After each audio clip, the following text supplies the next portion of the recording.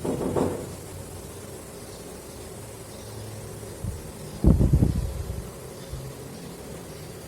pagi semuanya.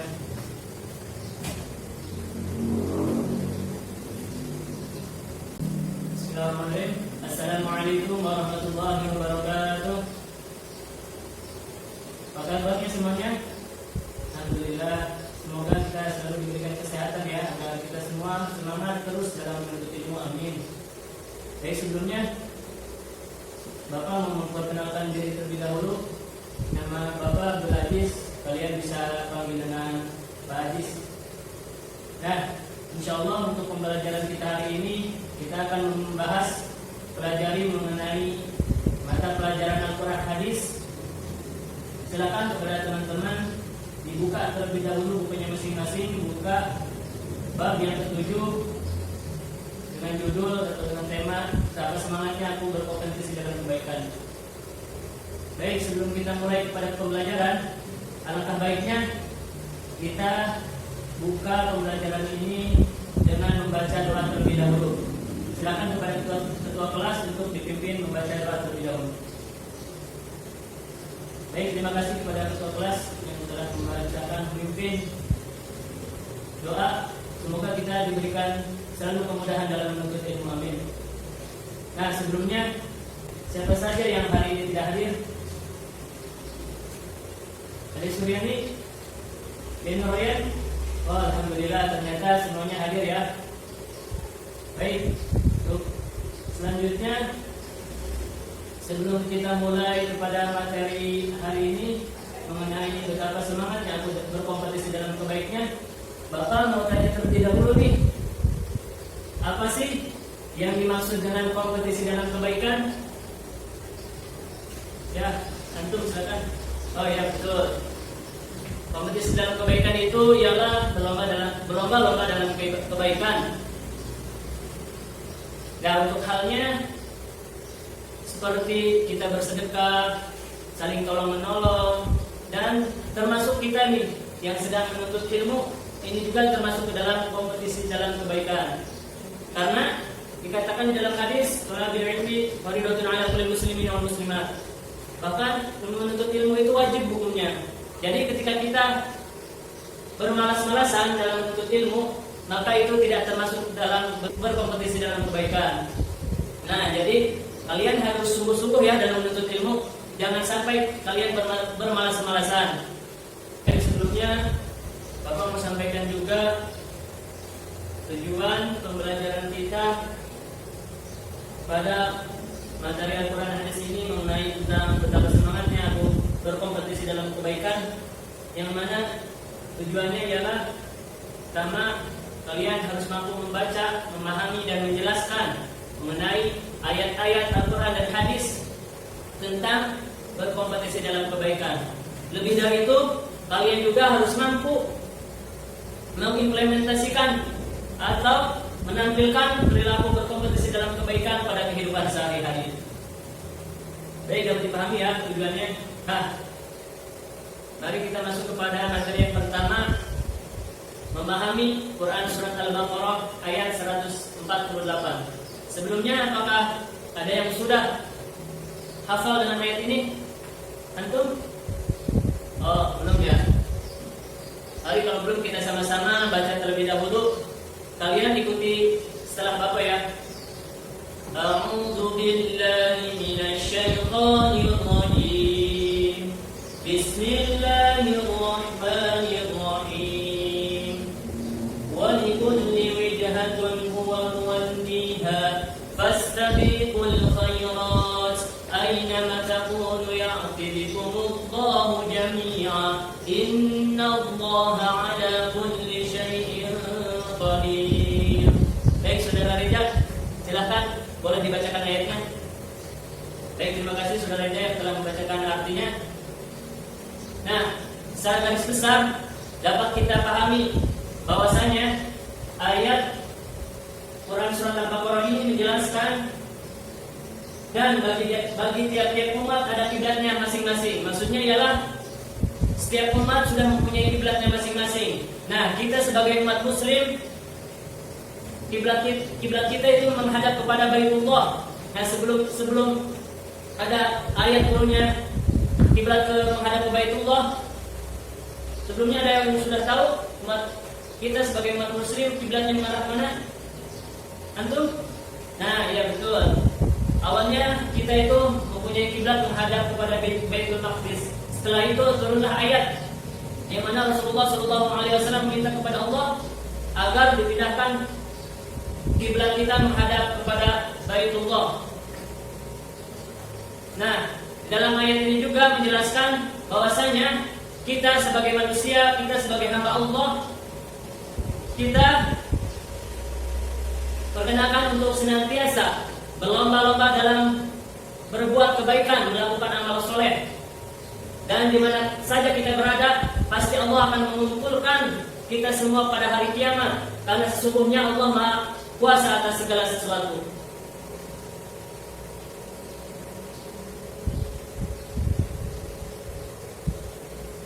Nah, inilah isi kandungan ayat dari Quran surat Al-Baqarah ayat 148, yang mana setiap muslim atau kaum mempunyai kiblatnya masing-masing, dan kita hendaknya untuk senantiasa berlomba-lomba dalam kebaikan. Seperti apa? Seperti giat bekerja, semangat dalam menuntut ilmu, dan berlomba-lomba dalam mengerjakan amal kebaikan lainnya. Dan yang ketiga ialah penegasan Allah Subhanahu wa taala bahwasanya Allah Subhanahu wa taala ialah Tuhan yang Maha Kuasa, dan setiap umat atau setiap manusia akan dikumpulkan pada hari kiamat nanti, dan dia akan diminta pertanggungjawabannya atas segala perbuatan yang ia lakukan selama di dunia.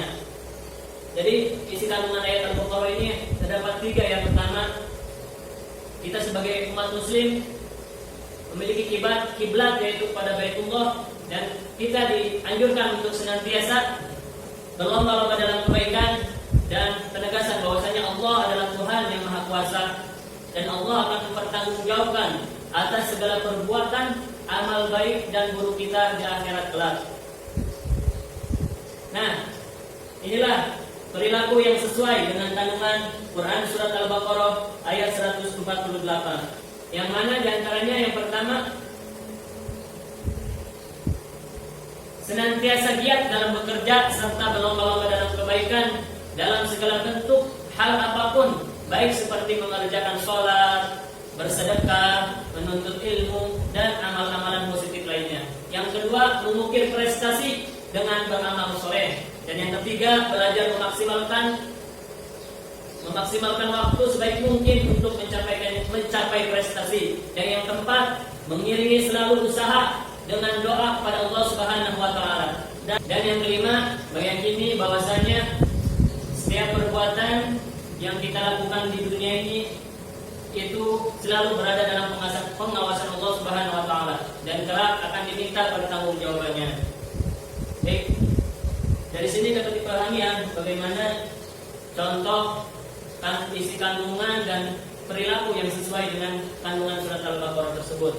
Jadi kita lanjut kepada materi yang kedua, yaitu memahami Quran surat Al-Fatir ayat 32. Jadi kita baca bareng-bareng ya, kalian mengikuti setelah Bapak. A'udzu billahi minasy syaithanir rajim. Bismillahirrahmanirrahim. Tsumma awrasnal kitaba alladziina istafaina min 'ibadina faminhum zalimun li nafsihi wa minhum muqtasidun wa minhum sabiqun bil khairati biidznillah. Dzalika huwal fadlul kabir.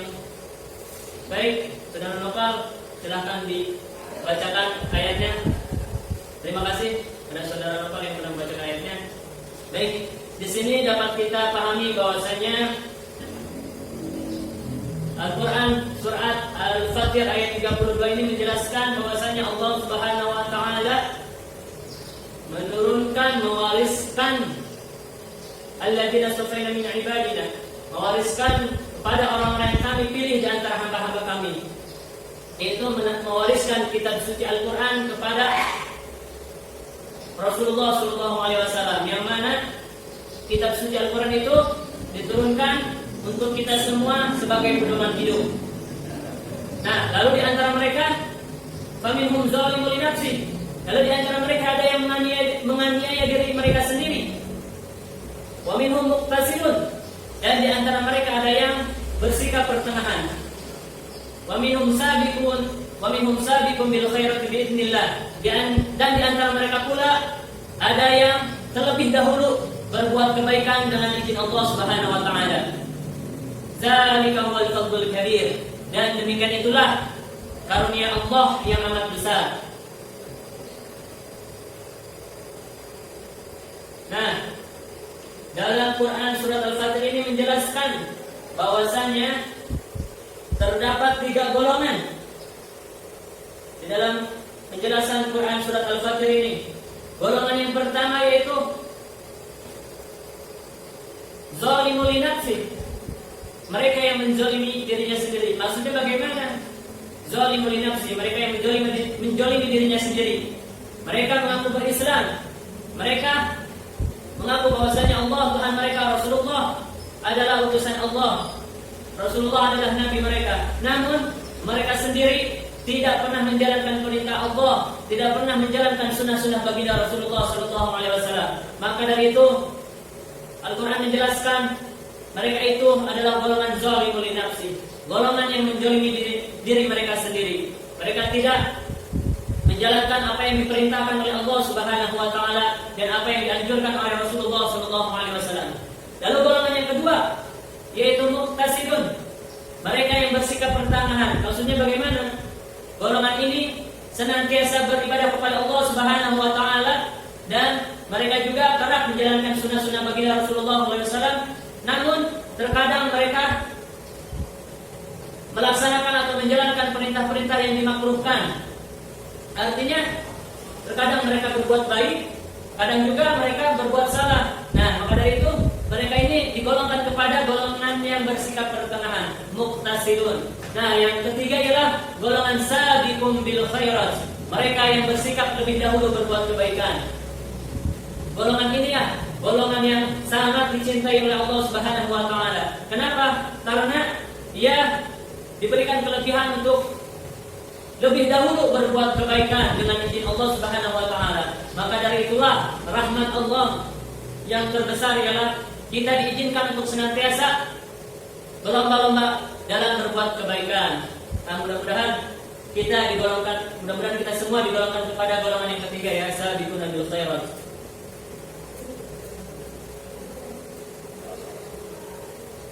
Nah, adapun perilaku yang sesuai dengan kandungan Quran surat Al-Fatir ini adalah yang pertama, kita tidak dianjurkan untuk menjolimi diri kita sendiri. Maksudnya bagaimana? Ya, ketika kita sudah diamati, sudah diwajibkan untuk menjalankan sholat, menjalankan perintah-perintah Allah, maka kita harus melaksanakannya dengan sebaik mungkin. Yang kedua, selalu melaksanakan kewajiban dan melaksanakan semua perintah-perintah Allah Subhanahu wa taala dan meninggalkan segala yang dilarang oleh Allah Subhanahu wa taala. Dan yang ketiga, membiasakan diri untuk selalu berlomba-lomba dalam melaksanakan kewajiban dan melaksanakan kesunahan sebagaimana tuntunan Al-Quran dan hadis. Baik, sampai di sini dapat dipahami ya. Selanjutnya kita masuk kepada materi yang ketiga, yaitu memahami Quran surat An-Nahl. Mari kita baca sama-sama dan kalian ikuti setelah Bapak kembali ya. A'udzu billahi minasyaitonir rajim. Bismillahirrahmanirrahim. Man 'amila shalihan min dzakarin aw unsa wa huwa mu'minun falanuhyiyannahu hayatan thayyibah wa lanajziyannahum ajrahum bi ahsani ma kanu ya'malun. Silakan kepada Saudara Rifki dibacakan artinya. Nah, terima kasih kepada Saudara Rifki telah membaca artinya. Nah, dapat kita pahami bersama bahwasanya Al-Quran surat An-Nahl ayat 97 ini menjelaskan barang siapa yang mengerjakan amal soleh, baik laki-laki maupun perempuan, dalam keadaan beriman, maka sesungguhnya kami akan berikan kepadanya kehidupan yang baik dan sesungguhnya kami akan berikan balasan kepada mereka dengan pahala yang lebih baik apa yang telah mereka kerjakan. Dalam Quran surat An-Nahl ini menjelaskan bahwasanya ada perintah untuk kita senantiasa mengerjakan amal soleh. Lalu yang kedua, perintah untuk kita senantiasa mencari rezeki yang halal dan baik agar hidup sejahtera penuh dengan keberkahan. Dan yang ketiga ialah perintah untuk qanaah terhadap semua pemberian dari Allah Subhanahu wa taala. Baik, dari sini dapat dipahami ya. Selanjutnya kita masuk kepada perilaku yang sesuai dengan kandungan Quran surat An-Nahl ayat 97. Yang mana perilaku yang sesuai ialah pertama, selalu mengerjakan amal soleh. Yang kedua, kita harus senantiasa berusaha hidup sejahtera dengan rezeki yang halal dan baik. Walaupun itu ibarat kata hanya pas-pasan dan cukup, diusahakan kita harus mendapatkan rezeki dengan halal yang baik. Kenapa? Agar hidup kita itu penuh dengan keberkahan. Dan yang ketiga, hidup penuh dengan qanaah, menerima dengan lapang segala pemberian dari Allah Subhanahu wa taala. Jadi berapapun rezeki yang kita terima, kita harus bisa menerima dengan lapang dada.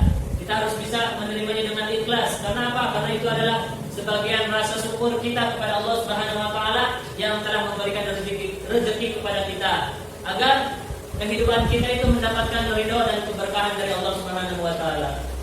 Baik. Dari sini dapat dipahami ya. Untuk selanjutnya ialah materi memahami hadis tentang berkompetisi dalam kebaikan.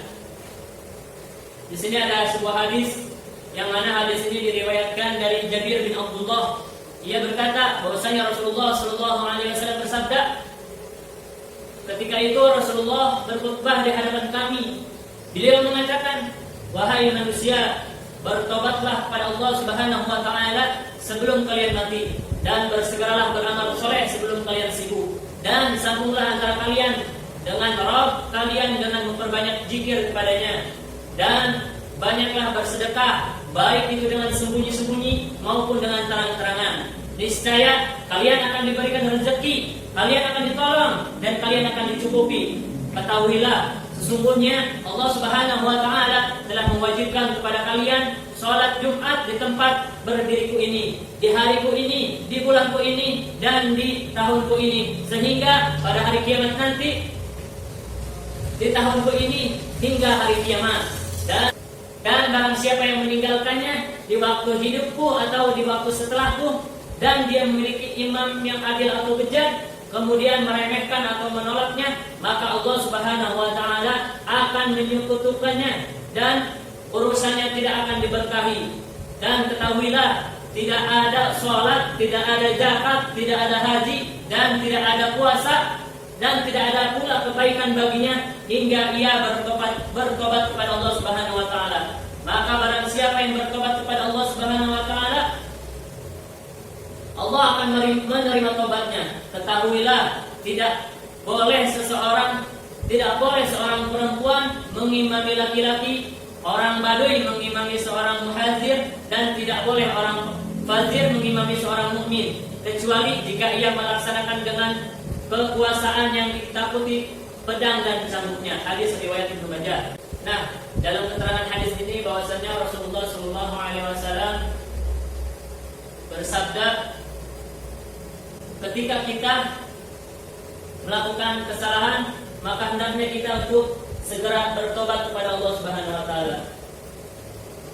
Dan inilah isi kandungan yang terdapat dalam hadis tentang berkompetisi dalam kebaikan, yang mana kita diperintahkan untuk segera bertobat dan meminta ampunan kepada Allah Subhanahu wa taala setelah kita melakukan kesalahan. Kita diperintahkan untuk memperbanyak melakukan amal soleh seperti menyambung tali silaturahmi, bersedekah, dan amal soleh lainnya. Adapun sikap dan perilaku yang sesuai dengan kandungan hadis tersebut ialah Yang pertama, selalu bersegera untuk bertobat dan meminta ampunan kepada Allah Subhanahu wa taala setelah melakukan kesalahan. Yang kedua, senantiasa untuk melakukan amal soleh, beramal soleh seperti memperbanyak zikir, menyambung tali silaturahim, dan memperbanyak sedekah dan amal kebaikan lainnya. Nah, inilah diantaranya sikap dan perilaku yang sesuai dengan kandungan hadis dalam berkompetisi dalam kebaikan. Nah, dari semua materi ini dapat dipahami ya. Jadi kesimpulannya ialah sebagaimana yang telah dijelaskan dalam Al-Quran dan hadis yang telah sama-sama kita bahas tadi, bahwasanya Allah Subhanahu wa taala telah memerintahkan kepada kita selaku hamba-Nya untuk senantiasa berlomba-lomba dalam kebaikan. Sebagaimana seperti diantaranya kita harus memperbanyak amal soleh, rajin beribadah, selalu tolong menolong, sungguh-sungguh dalam belajar dan giat dalam bekerja dan lain sebagainya, amal-amalan soleh lainnya itu semua kita lakukan harus semata-mata ikhlas karena Allah Subhanahu wa taala. Karena ketika niat kita ikhlas pada Allah Subhanahu wa taala, maka keberkahan dan ridha Allah Subhanahu wa taala akan kita dapatkan. Dan adapun dari kesemua itu kita perlu jalan menuju amal kebaikan tersebut. Di antaranya nih, Bapak sudah merangkumnya, membuatkan sekilas terdapat 7 jalan menuju amal kebaikan. Yang pertama, niat yang ikhlas karena Allah Subhanahu wa taala. Lalu yang kedua, kita harus cinta kepada kebaikan dan cinta kepada orang-orang yang senantiasa melakukan kebaikan untuk mendorong semangat kita agar kita juga dapat melakukan kebaikan seperti mereka. Dan yang ketiga, ketika kita harus merasa beruntung apabila kita melakukannya, agar dari kita merasa beruntung itu kita timbullah semangat untuk melakukan hal-hal kebaikan lainnya. Lalu yang keempat, kita harus merasa rugi apabila kita meninggalkannya. Nah, kita jadi harus punya rasa rugi apabila kita tidak mengerjakan amal kebaikan. Lalu yang kelima, kita harus bisa meneladani generasi atau orang-orang soleh, orang-orang baik, agar kita jadikan patokan bahwasanya kita juga harus bisa seperti mereka. Kita harus bisa beramal kebaikan. Lalu yang keenam, memahami ilmu kebaikan. Nah, ini yang terpenting. Ketika kita tahu ilmunya, kita tahu fadilahnya, maka akan timbul semangat kepada kita semua untuk melaksanakan kebaikan. Maka dari itu kepada teman-teman, agar senantiasa semangat selalu dalam menuntut ilmu, semangat kita harus sungguh-sungguh dalam belajar ya. Dan yang terakhir, yang ketujuh, kita senantiasa harus berdoa kepada Allah Subhanahu wa taala agar ditunjukkanlah kita kepada jalan-jalan kebaikan. Nah, dari semua materi ini mungkin kita sudah cukupkan ya. Dan yang terakhir, Bapak ada penugasan. Silakan kepada kalian semua bisa dicatat terlebih dahulu. Untuk selanjutnya nanti pekan depan dikumpulkan. Dan yang terakhir, jangan lupa kalian cari atau kalian hafalkan ayat-ayat Al-Quran dan hadis mengenai berkompetisi dalam kebaikan atau berlomba-lomba dalam kebaikan. Dan ini untuk tugasnya silakan dikerjakan. Dan tugas tambahan selain ini, kalian hafalkan ayat-ayat Al-Quran atau hadis mengenai tentang berkompetisi dalam kebaikan. Mungkin kita akhiri aja ya pembelajaran kita hari ini. Sekian yang dapat Bapak sampaikan, kurang lebihnya Bapak mohon maaf. Terima kasih atas segala perhatiannya. Mohon maaf atas segala kekurangan dan kekhilafan-nya. Akhirul kalam kita tutup dengan alhamdulillah. Alhamdulillahirabbil alamin. Dan wa ghifaratul majlis. Subhanallahumma wa bihamdika asyhadu an la ilaha illa anta astaghfiruka wa atubu ilaik. Bila taufiq wal hidayah. Assalamualaikum warahmatullahi wabarakatuh.